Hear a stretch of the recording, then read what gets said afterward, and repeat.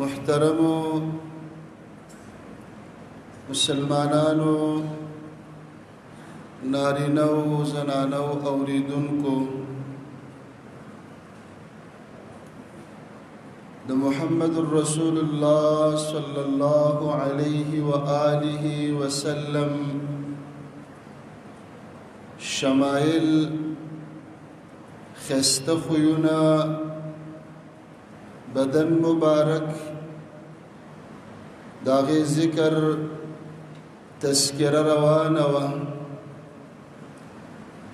د دې لپاره چې موږ مسلمانان اگر چې موږ خپل خوږ نبی صلی الله علیه و آله وسلم نه دی لیدلی خو په نالیدلو کې د هغه د چهرې مبارکې نه خبر شو د سترګو د ویښتو نه خبر شو او سناسه د هغه سره تعارف پیژندګلو پیدا شي او اسی هم د رسول الله علیه السلام تذکره یاد د هغه صفات د بدن نعت بیان د اجر نه خالی نوي الله رب العالمین دنیا ته یو پاک خوشبوی انسان را لېږلی جابر ابن سمرہ رضی اللہ عنہ فرمائی ما دا رسول اللہ علیہ السلام سره منځ وکړ د ماښام منځ مې وکړ رسول الله علیه السلام خپل اهل ته روان شي کور ته زمو سره ومه مخې له رسول الله علیه السلام له ماشومان راغلل رسول الله علیه السلام په صفاتو کې راځي رحیم مهربان او ډېر د علاقې د مدینې پردي ماشومان دي چې د رسول الله علیه السلام څه نسب بچو یا په زامنو کې نه دي عام د کلی ماشومان دي رسول الله علیه السلام له چې په مخه راغلل فجعل يمسح خدي احدهم رسول الله علیه السلام د ټولو ماشومانو په مخونو باندې لاس راخ د شفقت مینه و محبت د ارماشوم په مخ باندې لاس راخ واحدا یو ماشوم په مخ باندې لاس راخ ماشومان د انسانانو نه صرف او صرف محبت غواړي شفقت دا زمونږ استادو په تجربه کې راغلی ده چې کوم بنده د ماشومانو سره د وړو سره د ترحم معامله ډېره کوي شفقت خبرې اترې د هغوی سره د هغوی په شانتې خبرې کوي نو داسې انسانان د ماشومانو په زړونو کې ځای لري او بعضې داسې انسانان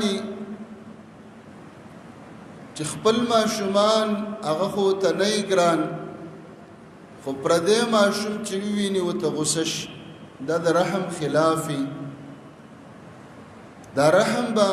موږ په زړه کې پیدا کوو سبا الله رب العالمین پیدا کوي سبا موږ کوشش کوو د ماشومانو سره رحم وکړو همدا ماشومان دي دا زموږ نسل دی دا د سبا ورځې مشران هم دي علما هم دي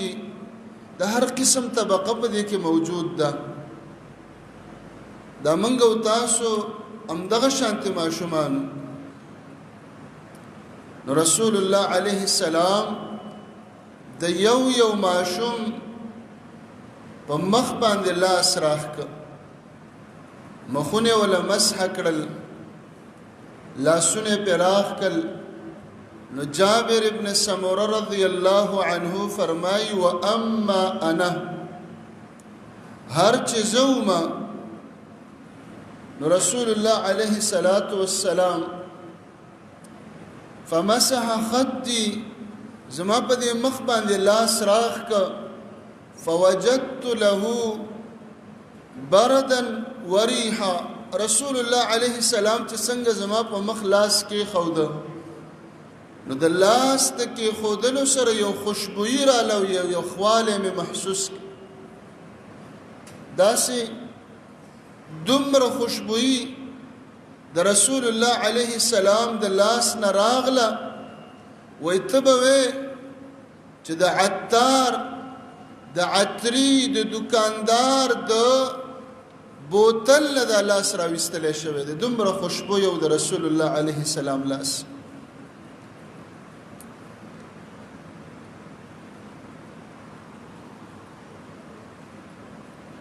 ابو جحیفه رضی الله عنه فرمای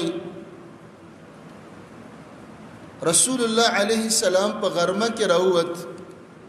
بطحا علاقه ته او داسې وک د ماسپخین منځ وک او مخې ته نیزه ولاړه وه عنزه رسول الله عليه السلام د سترین بغیر به منځ نه کو مخې ته به خامخا یو څه ودرول یا دیوال یا لخته امسا انسان کینول یو څه به مخې ته ودرول چې کله رسول الله عليه السلام منځ کو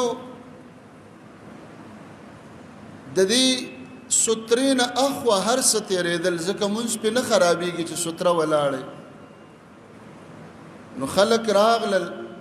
د رسول الله عليه السلام لاس مبارک راونیو دې صحابه کرامو دا لاس د رسول الله عليه السلام دا په خپلو مخونو باندې راښکه چا به د نبی علیه السلام لاس راونیو په خپلو لاسونو به یې راښکه د برکت دپاره او دا د پیغمبرانو برکت دی چې الله رب العالمین دوی ته ورکړی دا خصوصیت د انبیاو د نبی نه علاوه د بل چا لاس په ځان باندې د برکت دپاره راښکل نشته چېرې د فلانکي لاس دی او زه په ملا وډبولم او زه برکتي شو او د پیر صاحب لاس دی او زه په ملا وډبولم او زه برکتي شو دا صرف د پیغمبرانو او د رسول الله عليه السلام لاس چې دا برکتي نو ابو جحیفه رضی الله عنه فرمای صحابه کرامو د رسول الله عليه السلام لاس نیو په ځان به مګه په مخ به راخکا فاخذت يده ما هم د رسول الله عليه السلام لاس راواغست فوضعتها على وجهي د رسول الله عليه السلام لاس مې په خپل مخ کې خوده فاذا هي ابرد من الثلج واطيب ريحا من المسك د رسول الله عليه السلام لاس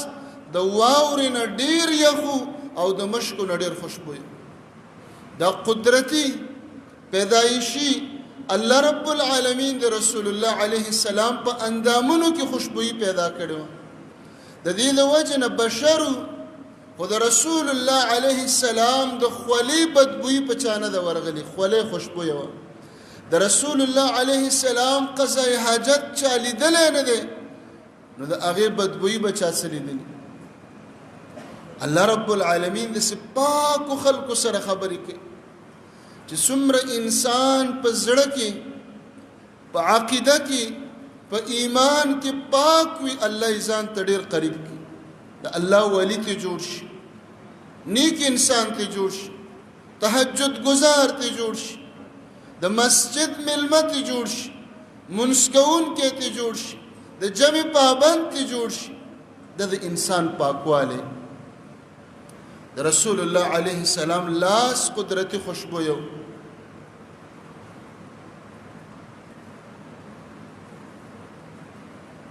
یو بل روایت کې یزید ابن الاسود هغه فرمایي رسول الله علیه السلام مینا کې منځ کو د حج ورځې وي منځنه چې راوګرځېد یو دوه صحابه ولیدل داسې یو طرف ته ناستې مونځ یې ونه کړه جمع یې ونه کړه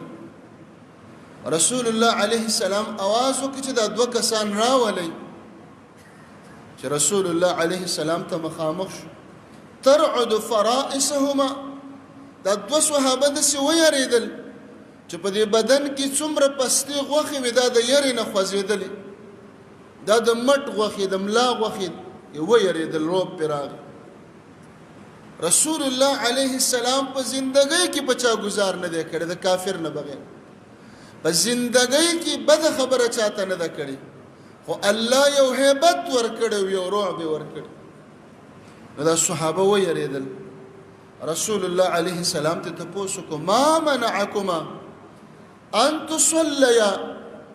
مع الناس دی جمع کې ولې ونه درېدلې موږ جمع کول او تاسو شاته ناسو هغه ویل یا رسول الله انا قد صلینا فی الرحال موږ په خپل خیمه کې ځان لمونځ کړو چې رالو دلته جمع ولاړو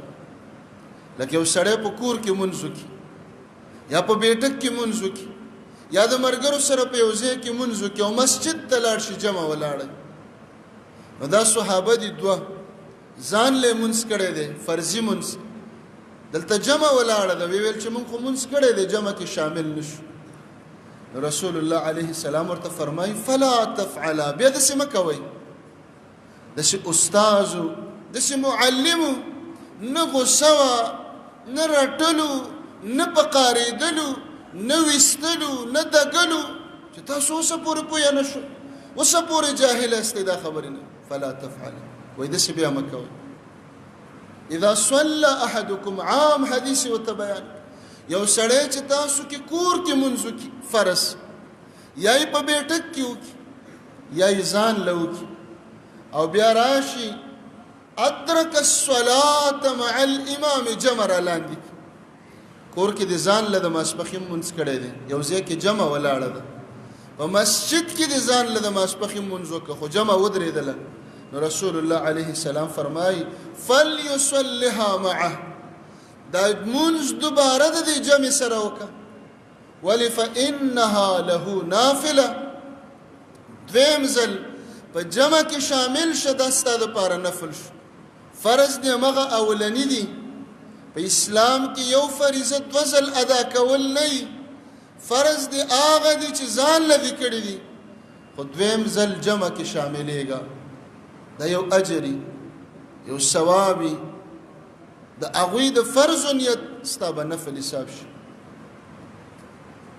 نو په دغه ځای کې دی فرمایي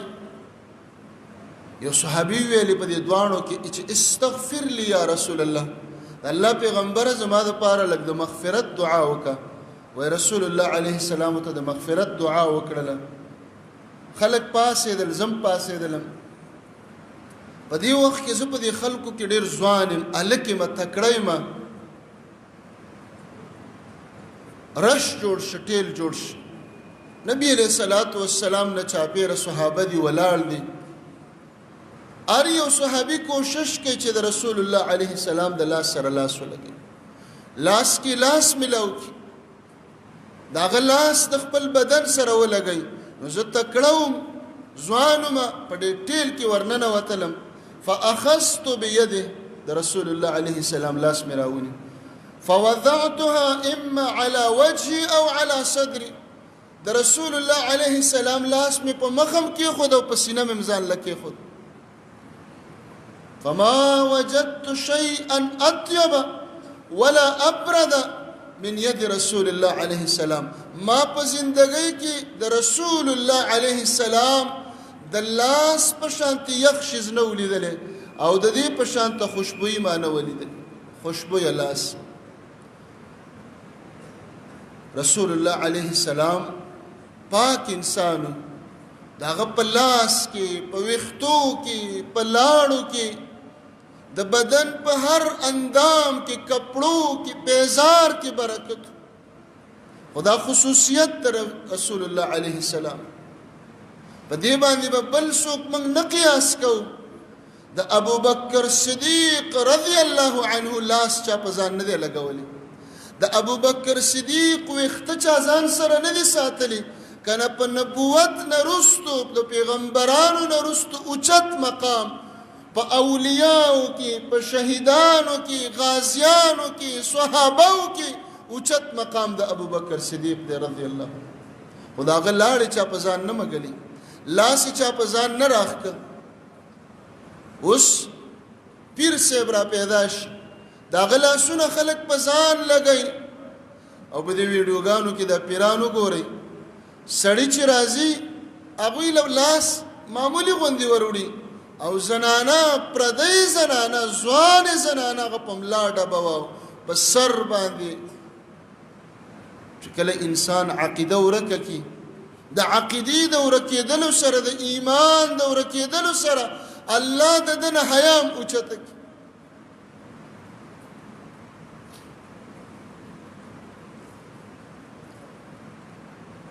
وائل ابن حجر رضی الله عنه فرمای رسول الله علیه الصلاة والسلام ته چا په بوکه کې اوبه راوړلې رسول الله علیه السلام د هغه بوکې نه اوبه وڅښلې او د خولې اوبې واپس په بوکه کې ورواچو خوله کې تاو راتاو کړلې بیا یې ورواچو دغه اوبه صحابه کرامو واپس کوی ته ورواچولې چې کله کوی ته ورواچولې ففاح منه ریح المسک د دغه کوی نه به بیا د مشکو خوشبویي راتلله ولې د رسول الله علیه السلام د مبارکې خولې اوبه هغه پکې ورپرېوتې هسې په دې خبره سوچ کوه د رسول الله علیه السلام لاس خوشبویه لاړې خوشبویه چې کومه لاره باندې به تېر شي هلته به خوشبویي خوره وه چې د رسول الله علیه السلام د خولې مبارکې نه کم دین راوتلی کم سنت راوتلی کم قرآن راوړی دی دا به څومره ښایسته او خوشبویه د مسلمانان موږ ولې بدرنګ شو ولې بې نوره شو وجه دا ده چې د محمد رسول الله علیه السلام سنت په موږ کې نشته سنت به دې ډولي کوي سنت به دې خوشبویه کوي سنت به دې ښایسته کوي یو نوراني انسان یو برکتي انسان به دنه جوړ کړي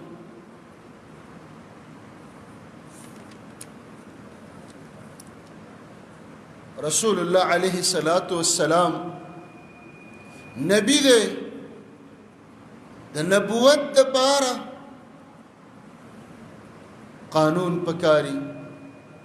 د دنیا روپۍ د دنیا نوټونه د دنیا کرنسیانې موږ او تاسو ګورو دوه قسمه روپۍ راشي د 50,000 روپو نوټ راواله یو نوټ جعلي دی بل نوټ اصلي دی د جعلي او د اصلي نوټ کاغذ یو شان رنگ یو شانتی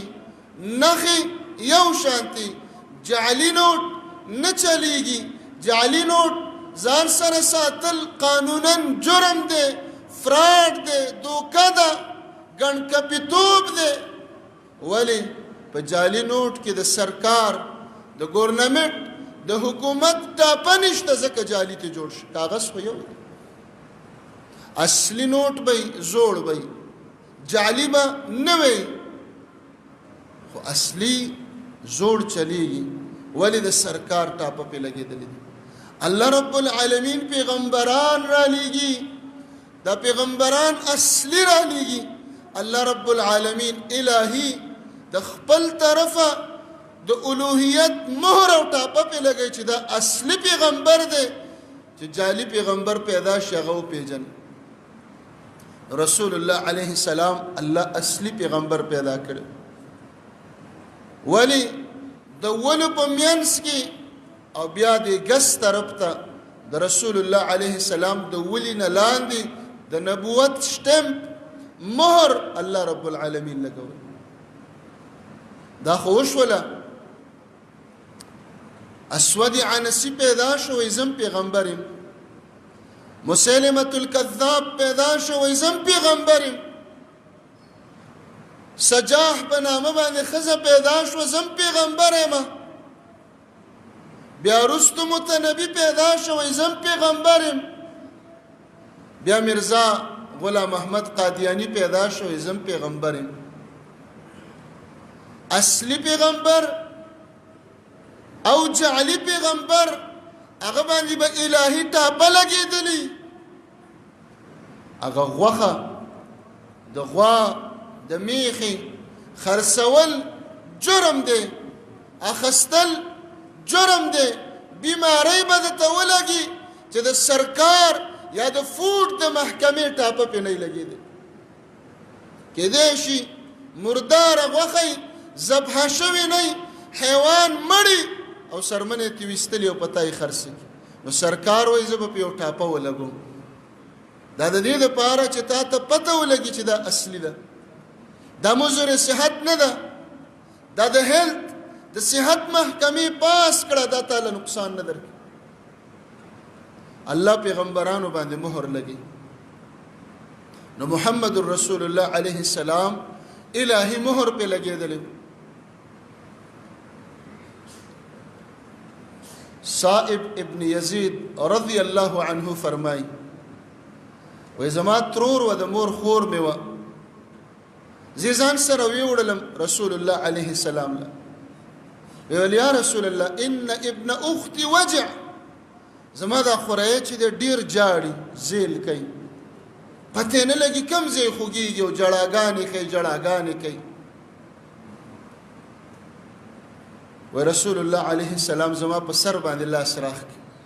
ودعا لي بالبرکه او ماته د برکت دعا وکړه چې بارک الله فیک وتوضأ رسول الله عليه السلام اودس د اودس چې کومه پاتې وبوي هغه را باندې وسکل چې دا وسکه الله رب العالمین زما غدرت ختم کا غجړه او ظلم ختم شو رسول الله عليه السلام ناس تو زشات راتاو شو چرالما رسول الله عليه السلام با لنگ او صادر استعمالو لاندې لنګ او د پاسه په صادر نو چې انسان کینی صادر خدا سي کولاوي املا نو غرزي نو د رسول الله عليه السلام دا مبارک املاخ کار کېدل وې زه خو وړو کېوم راتاو شوم فنظرت الى خاتم بين كتفيه مثل ذر الحجل ما بخبل صائب ابن يزيد وي د رسول الله عليه السلام د ول په میانس کې د نبوت هغه مهر ولید څومره وې دا شو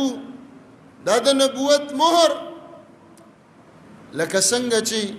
د کوترې انډ او اگې وي د قمره مهر او دا خو وړو کې وې زرا ولګېدلم ګوتې مې پیواله ماته مې هغه ترور په قار شوله چې د رسول الله علیه السلام په ملا باندې ګوتې مو وهه وې رسول الله علیه السلام مسکې شویل چې پرېږده دا اصلي پیغمبرو الله رب العالمین د آدم په بچو کې وکتل محمد رسول الله علیه السلام غوره بیا چې نبی را لېږه د نبوت دلیل مهر معجزې خو پرېږده چې الله ورکولې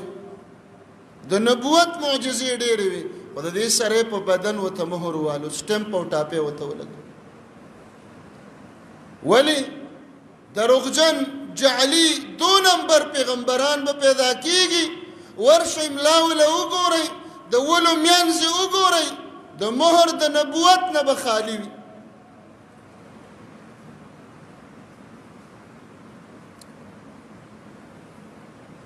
او دا د رسول الله علیه السلام د نبوت دا مهر دا ډېرو زیاتو صحابه کرامو لیدلی کم صحابه چې به واړو په عمر به کمو اکثرو هغه صحابه کرامو به دا لیده ولې مشران صحابه هغوی د رسول الله علیه السلام لا ته خو نه کتل او چې کم به واړه او کم عمر به هغوی به ملا کتل.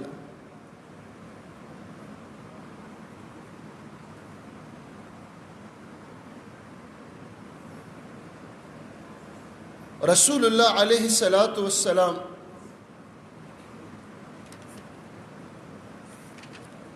کله چې هجرت کو د هجرت په لاره کې دوی درې ملګري دي. یو رسول الله علیه السلام دی، دویم ابو بکر صدیق رضی الله عنه دی، دریم عامر ابن فهیره رضی الله عنه دی. څلورم کس د دوی سره د دوی ته چې لاره ښیي عبد الله ابن اریقط الدیلی. روانو په لاره کې یو علاقې ته ورسېدل، څلور واړه وږي شوي دي او تندم ده، ولې د مکې او د مدینې په منځ کې دا لاره پیاده وي او د دشمن خوف او خطرم ده، راوتې دي چې رسول الله علیه السلام قتل کړي. یو زنانه و د هغې خیمه لګېدلې وه، علاقه وه، معبد هغې ته وایي. دغه ځای ته راورسېدل صحابه کرامو. ابو بکر صدیق هغه زنانه نه تپوس وکړه چې پی درکره شته چې ته خرڅ کړې او موږ یې د نه په روپو واخلو په پیسو. هغه زنانه هغې ورته وویل زما په دې ټولو څاروو کې دا ټول څاروي وچ دي، پی پکې نشته او نه راکره کور کې داسې څه ترکاري یا ډوډۍ هم نشته چې مېلمستیا درکړم. د خیمې یو طرف ته یو خواره کمزوري ټپه چیلۍ ولاړه وه. رسول الله علیه السلام ورته وایي ما هذه الشاة یا ام معبد، ای ام معبد دا ګډه دا چیلۍ څنګه ولاړه ده؟ هغه ورته وایي اوس هغه خو یې نه پېژني چې دا رسول الله علیه السلام دی، خو مېلمانه دي او په لاره روان دي او دلته ودرېدل. نو ورته وایي دا چیلۍ دلته ځکه ځان له ولاړه ده چې ډېره کمزورې ده، ټپه ده، خواره ده، د نورو رمې سره د چیلیو د ګډو سره مزل نشي کولی، د خواروالي د کمزورۍ د وجې نه ځان له ولاړه. رسول الله علیه السلام ورته فرمایي اتأذنین ان احلبها، اجازه راکې چې زه راوله شم. بی اجازه ته څوک د چا مال نشي خوړلی. دا څوک که محمد رسول الله علیه السلام شي خو بی اجازه ته د چا مال نشي خوړلی. که دا څوک هر څومره لوی سړی خو بی اجازه ته د چا مال به نه خوري. هغه ورته وایي زنانه چې په دې کې خو پی نشته دی، دا کمزوري ده، دا به ته څنګه راوله شي؟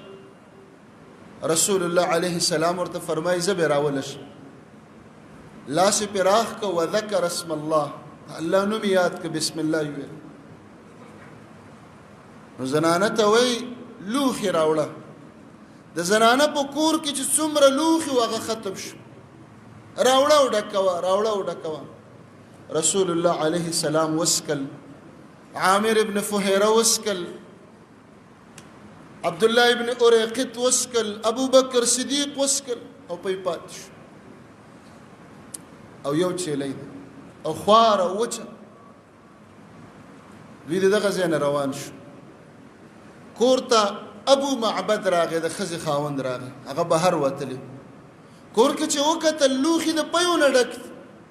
زنانه ته یې ویل دا پی د کوم ځای نه؟ زموږ یو څاروی هم پی نه کوي. دا زنانه ورته وایي چې سړیه مره بنا رجل مبارک، یو مبارک انسان په دې لاره تېرېده، نور خو یې نه پېژني چې څوک مبارک انسان تېرېده. او داسې داسې قصه وشوه، هغه فلانکۍ چیلۍ چې کومه ډېره خواره وه همغه یې راولوشله او دا لوښي ترې ډک شو. نو دا سړی ورته وایي خاوند د خپلې ښځې ته چې دا هغه د قریشو کس دی چې قریش د چا په مرګ پسې ګرځي. نو ته ما ته بیان وکړه چې د دا شکل دا مخ څنګه و؟ هغه زنانه د رسول الله علیه السلام بیان شروع کړ.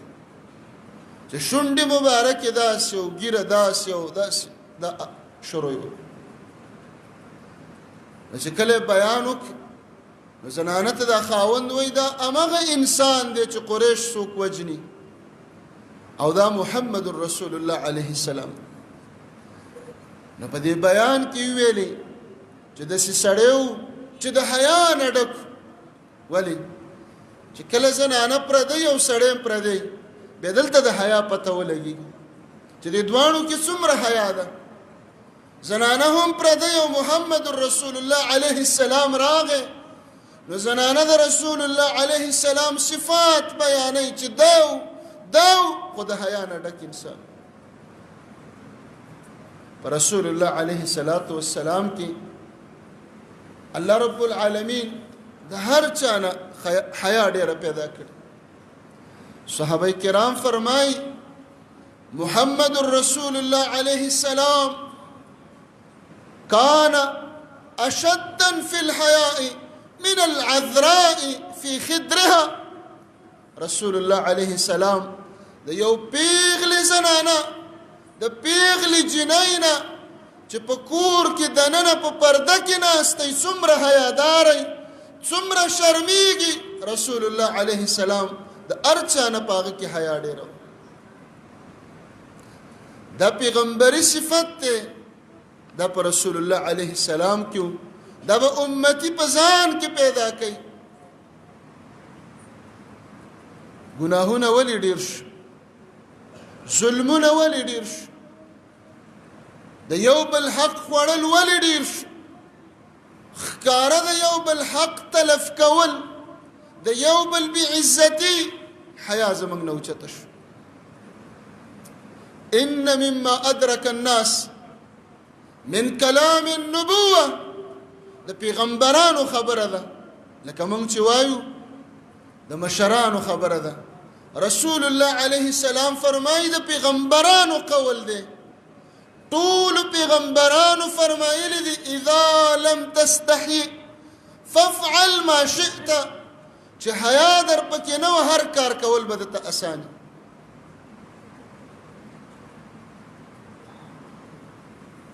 حیا د دوه ورونو صحابه یو مشر یو بل کشر. دا مشر دی کشر ته په قار شي چې مړه ته ډېر زیات شرمېږي او حیا یې درکې او ستا حق یو خلک د نوالي. بعض انسانان داسې د شرم او د حیا د وجې نه بل ته حق اخلي غریب غږ نشي کوي. نو ته په قارو چې ډېره حیا دې ځان کې پیدا کړې ده او ډېره حیا دې ځان کې پیدا کړې ده. اوس مشران خلکو ته څه نصیحت کوي کشرانو ته وایي سترګې کلکې که سترګو نه حیا وغورځوه خلکو په سترګو کې ورننوځه. اوس مشران خلکو ته دا وایي هغه دې ورور ته په قارېده وایي ډېره زیاته حیا کې. رسول الله علیه السلام واورېده ورته فرمایي الحیاء لا یأتي الا بالخیر. کوم انسان کې چې حیا وه الله دته خیرونه ورکوي دا د خیر چابي جوړي. دا پیغمبري صفت دی دا نبوي صفت دی دا د امت نه ختم شي ورک شي. رسول الله علیه السلام با حیا انسان درې قسمه حیا به موږ او تاسو کوو. درې قسم یو حیا به د الله نه کوو دویمه به د انسانانو نه کوو درېمه حیا به د خپل ځان نه کوو. د الله نه حیا څه ده؟ رسول الله علیه السلام فرمایي ومن استحیا من الله حق الحیا. که ته د الله نه شرمیږي او ته د الله نه حیا کې او ته د الله نه پرده کې فليحفظ الرأس وما هوا. سر او سر چې سر راګیر کړي دي د دې خیال ساته سر کې څه دي سترګې. من ار یو وایو زه ډېر حیا والا یم زه حیاناک یم پلان کې حیاناک دی چې نظر غلط چا استعمالېده د سره پکې ټکې حیا نشته. په سر کې څه دي ژبه په دې ژبه چې د چا بد الفاظ راتلل غلطې خبرې د فحش خبرې د عورتونو خبرې د زنانو خبرې دا دې ځان ته حیاناک وایي د کې حیا نشته. والبطنه وما وعا که د الله نه حیا درځي خېټه او خېټې چې سره ګیر کړي وي د عورتونو خیال وسات دي ته حق حیا وي. ابو بکر صدیق رضی الله عنه به صحرا ته لاړ پټو ته به لاړ وړاندې قضای حاجت پې کو هېڅوک به هم نه مې انسان بنو چې قضای حاجت ته به کېناسته نو څادر به یې په دې خپل سر راواچو ویلې به یا الله زه د تا نه هم شرمېږم چې ابو بکر صدیق داسې ناست څادر به یې په سر راواچو په څادر کې هم الله ته ښکاري خو خپله حیا یې کول د الله سره د حیا معامله شروع الله رب العالمین ته په دې ځای کې ما ته ګورې ما له ستا د ذات نه حیا راځي چې یو رحمان رب رحیم رب او بل صفت قهار او عزیز رب ما ته ګوري. هر ګناهګار بې حیا دی هر مجرم دا بې حیا انسان که دی د الله نه شرمېدلی ده به ګناه نه کولی. دویمه حیا د خلکو سره داسې الفاظ استعمال نه کړو چې هغه د بې ادبۍ الفاظ هغه د رټلو الفاظ هغه د ګناه الفاظ. رسول الله علیه السلام معراج ته لاړ الله رب العالمین 50 منځونه ورکړ چې را روانو موسی علیه السلام له په مخه ورغی. موسی علیه السلام ته تپوس وکړ چې یا محمد الله څه درکړی 50 منځونه وی ورشه الله ته ووایه ستا امت کمزوری دی 50 منځونه نشي کولی. رسول الله علیه السلام الله له ورغی الله رب العالمین 15 کم کړ 15 بیا راغی موسی علیه السلام ته 15 هم نشي کولی ورشه کمې کپی بیا ورغی 15 کم شو 40 ورته 15 کمېدل 15 پاتې شو. موسی علیه السلام ته وایي څه وشو وایي 15 راته پاتې شو. وایي ورشه زما امت باندې 2 منځونه فرض نه کړل ستا امت د فتنو د دور امت دی دا 15 نشي کولی الله ته ووایه چې 15 کم کی. نو موسی علیه السلام ته محمد رسول الله علیه السلام فرمای انی استحییت من ربی نور د رب نه حیا راځي چې بار ورځو الله کمې کا د 50 نه 15 لراله نور شرمېږم مخې له نشم دې ته وایي حیا. قرض به دې په چا باندې وي ستا حق دی تا ګټلی دي خو کله ناکله سړی حیا وکړي دا نه چې بچي خرڅ کا او کور خرڅ کا خو مال یې راکه نه حیا. رسول الله علیه الصلاة والسلام د زینب واده و پرده نه ده نازله شوې ناوې خدمت کوي. انس ابن مالک رضی الله عنه فرمای رسول الله علیه السلام راته ویل چې بهر په دې لهره کې د څوک منده کړه رای ولا چې د واده ډوډۍ ووتم خلک مې پیدا کړ راوه مې وستل کې مې نول ماړه شو پاسېدل نور مې راوستل خلک ختم شو بار خلکو به ډوډۍ وخوړله لا بړه یو 3 کسان 3 رهط 3 کسان داسې دي چې ډوډۍ وخوړله او ډډې والي دي او ګپې باندې کړی دی خبرې کې. رسول الله علیه السلام کې دومره حیا ده واده دی التناوي انتظار کوي. رسول الله علیه السلام په دروازه کې ودرېد او دا 3 کسان ناست ځکه چې 3 کسان ناست کوټه دوی نیولې ده ښځه او خاوند به څه میلاو شي وایي د حیا د وجې نه رسول الله علیه السلام ورته غږ ونه کړه چې پاس دا ډېر ښکلی صفت دی خو موږ خفه نه شو په دې ټکي باندې موږ نه د حیا کمه شوې ده اوس دا خبرې په موږ نه لګي خوند نه راکړي زمونږ دا سترګې کلکې شولې وشلېدلې په دې خبرو کې د خلکو سره په معاملاتو کې په بېعزتۍ کې د بل په راغورځولو کې دومره کلک سترګې شو چې د حیا خبرې اوس موږ ته داسې د شرم خبرې ښکاري. نبی علیه السلام ولاړې عایشه رضی الله عنها نورو بیبیانو باندې وګرځېده بیا راغی بیا 3 کسان ناست بیا ترې روان شو غږ یې ونه کړه چې پاس نو چې کله خپل پاسېدل انس وایي ما ورته وویل چې یا رسول الله علیه السلام کسان خو پاسېدل نو هغه کوټې ته ننوت الله آیات راولېږي ولا مستأنسین لحدیث د خبرو شوق مه کوئ چې ډوډۍ له ورغللې ډوډۍ دې وخوړه اوس ناست دی دا چا باندې چې غټ کار یې داسې واده یا بل خیرات یا پروګرام هغه وایي چې دا میلمانه اوس الله په خیر رخصت یو میلمه راغلی دی او د دې سړي نور میلمانه دي او مخه ښه ده او ستړي مشي ده او اکرام دی ده ته ودرېږه هغه ته ودرېږه او پښتانه دي چې فی کس ته ونه درېږي بیا هم ته نګیله کوي او دلته یو سړی ډډې والي او ډوډۍ هم خوړلې ده او ځای هم بند کړی دی توره ورته ووایه توره چې خلاصه شي کاوه ورته ووایه د هغې د پاسه بیا پیپسیان او بیا فروټ نو دا سړی به د دې یو میلمه شي موږ به ځان کې خپله حیا پیدا کوو د چا د وینا نه بغیر چې هلکه ستا به نور میلمانه وي هلکه د فلانکي وخت دی د مسلمانان عام خلک 10 بجې راپاڅي د ورځې او دی را رواني فلانکي خانه 2 بجې دي 3 بجې دي سلام لراغله ملاقات لراغله دا به 2 بجې ودی ګرمي ده غرمه ده ټکنه غرمه ده ته خو 10 بجې راپاڅېدل دا سحر مانځه پسې بیا نه دی وده شوی جمع ته پاڅېدلی نو ځان کې به حیا پیدا بې وخته د چا ځای له ورنشو څوک تنګ نو چې څومره ضرورت یې هغه استعمال الله آیات راولېږه ولا مستأنسین لحدیث فیستحیي پیغمبر شرمیږي الله فرمایي زه د حق د بیان نه حیا نه کوم پیغمبر به نه تنګ حیا پکې ډېره زیاته دومره حیا چې کله به رسول الله علیه السلام چا غوسک انسانان دي چا به یو غلط کار وکړ رسول الله علیه السلام په منبر به دا نه ویلي زمونږ د مولیانو انتقامي کاروایي دلته کېږي دا زمونږ توپ هم ده دا زمونږ کلاشنکوپ هم دی دا زمونږ راکټ هم دی دا زمونږ ټینک هم دی چې معمولی را سره چا څه وکړه بس دا مایک ورپسې استعمالو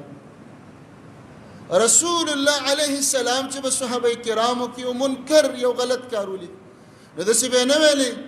چې د فلانکي کلي یو کس دی او داسې وکړه ولې کلي کې به هغه بدنام شي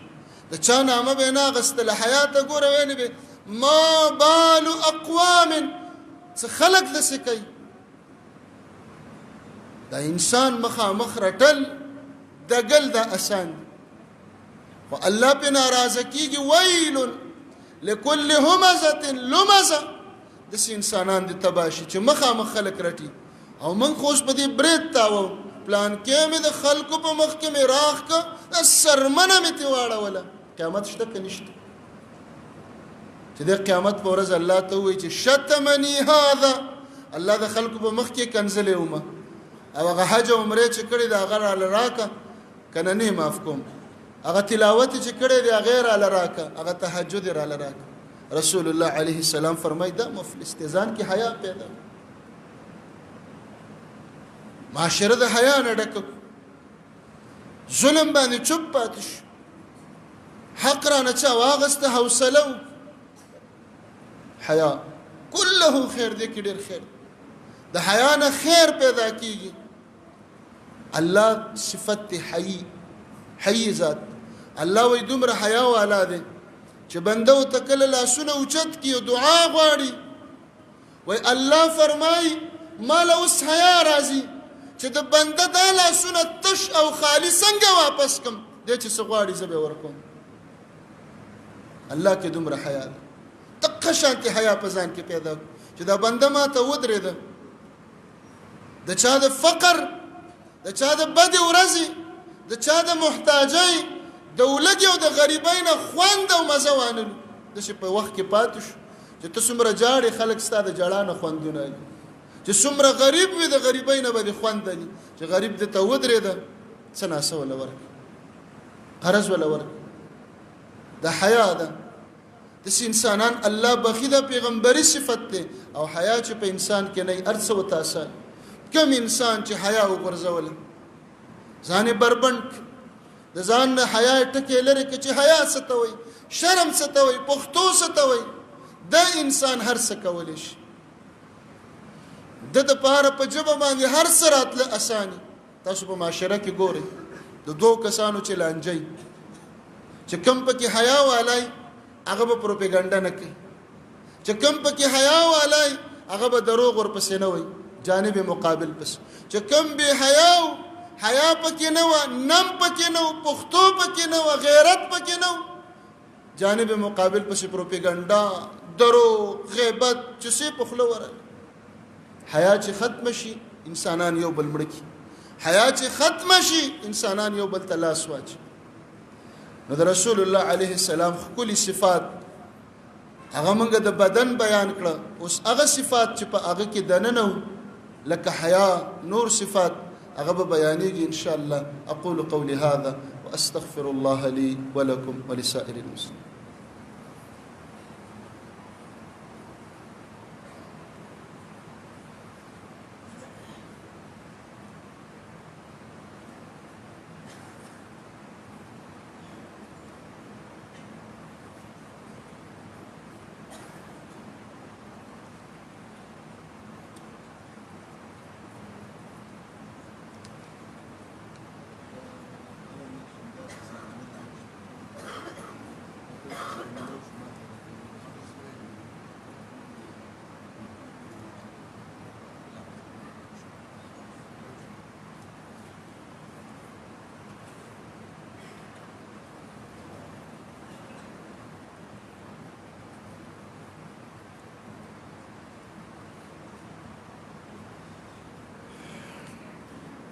إن الحمد لله نحمده ونستعينه ونستغفره